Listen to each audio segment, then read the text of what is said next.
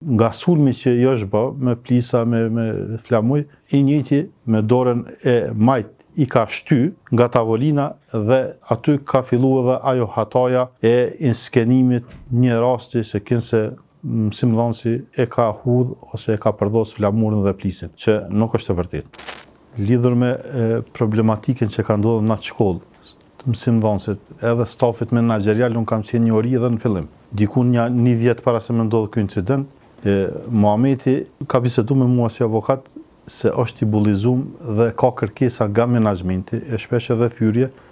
pse ai duket ashtu I veshën edhe pse e mban atë mjekër. Do thotë që nga fillimi ai ka qenë I bullizuar edhe I paragjykuar nga stafi menaxherial. Momenti kur ka ndodhur incidenti, kjo periudha më vonshme, nuk ka qenë ashtu siç është paraqit në media. Për shkakun se kanë qenë vetëm 2 personalitete që kanë deklaru për publikun me një portal, e realisht më pas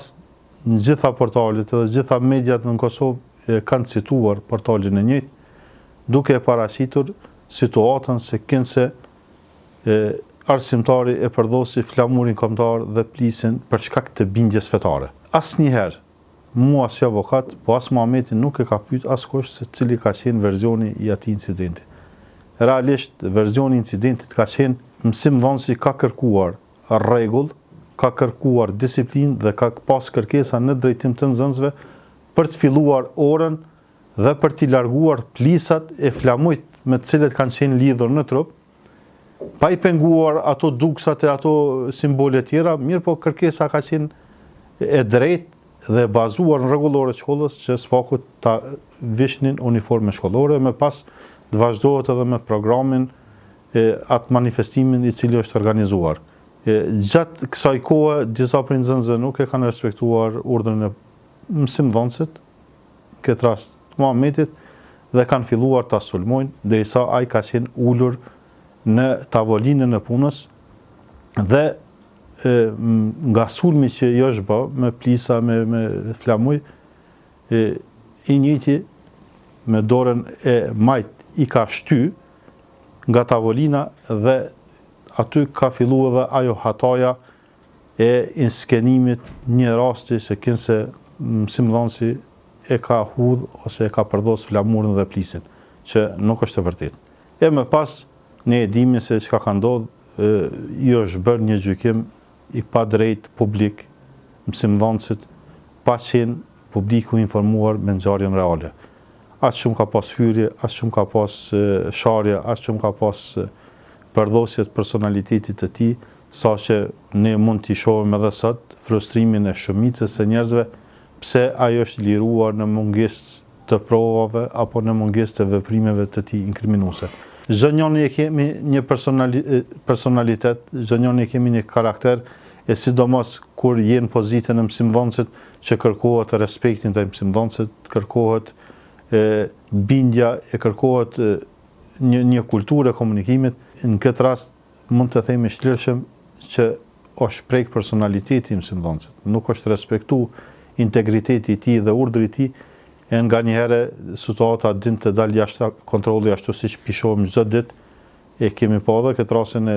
fundit mësimdhënësit me nxënësin, një formë e tillë vetëm sa nuk është sulmuar fizikisht me boksa ose grushte, mirë po me gjësende është sulmuar po në ditën kur pretendohet se ka ndodhur ky incident. Jemi si shoqëri të prirë, e që nuk do duhet të ndodhte kjo, që qytetarëve ende pa ju dhënë një verdikt, pa ju dhënë një vendim gjyqësor, ne jemi të prirë t'i bëjmë gjykime publike, t'i shohim njerëzit, t'i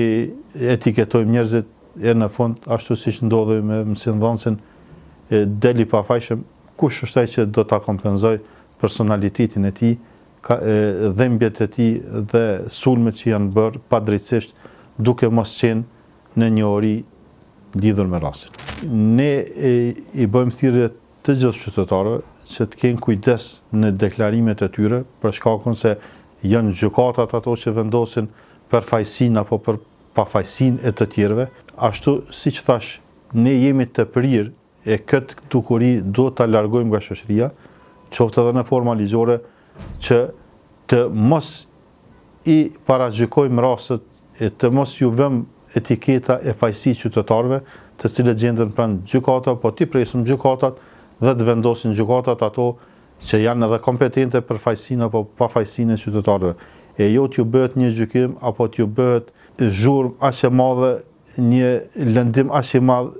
atyre që kanë punë me drejtësinë, saqë të nesërmen nuk mund t'i rekuperoj askush në asnjë formë.